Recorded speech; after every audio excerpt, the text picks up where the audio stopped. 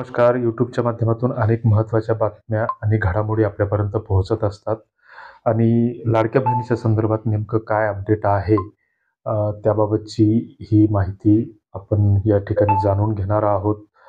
5 मिनिटापूर्वी निर्णय झाला असं म्हटलं जातंय, की लाडक्या बहिणीच्या संदर्भात एक महत्त्वाचा.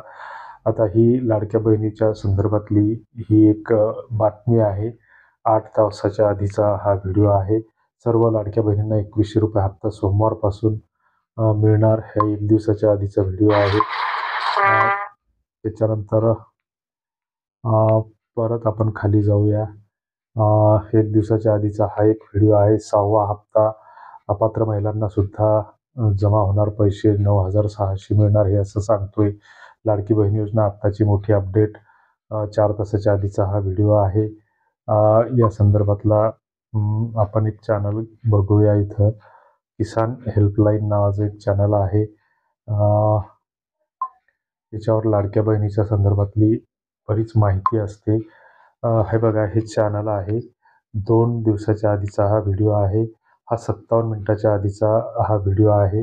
ह्या ठिकाणी आपण ओपन करू की 25 नोव्हेंबर 5 मिनिटापूर्वी घेतले निर्णय, महिला प्रचंड खुश. हा 2 तासाच्या आधीचा एक दुसरा व्हिडिओ. महिलांसाठी खुशखबर, 3 गिफ्ट मिळणार.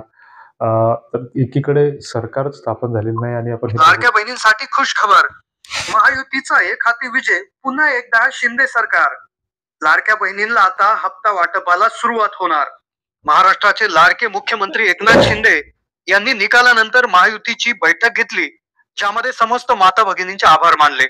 आता 6वा 7 आता काही लाडक्या बहिणी बंगल्यावर भेटायला गेल्या होत्या, ही गोष्ट खरी आहे. मात्र याच्यामध्ये पूर्ण व्हिडिओ जर तुम्ही बघितला तर याच्यामध्ये फक्त फापट पसारा आहे आणि लोकांची याच्यातून दिशाभूल केली जाते. याच्यामुळे काय होते की YouTube सारख्या प्लॅटफॉर्मची विश्वासार्हता या माध्यमातून कमी होते आणि मग अशा स्थितीमध्ये आपली कुठेतरी भावनिक फसवणूक होते. भोळे-भाबडे लोकं या अशा गोष्टींना बळी पडतात आणि स्वतःच्या स्वार्थासाठी लोकांची ही दिशाभूल करत असतात. तर याला कुठेतरी प्रतिबंध केला पाहिजे.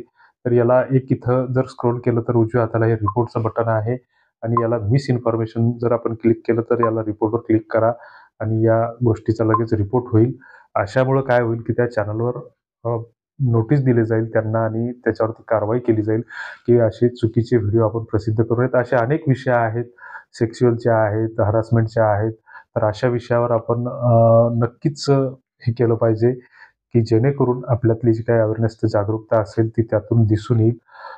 तुम्हाला याबद्दल काय वाटतं ते कमेंट बॉक्समध्ये नक्की कळवा. तुर्तास धन्यवाद.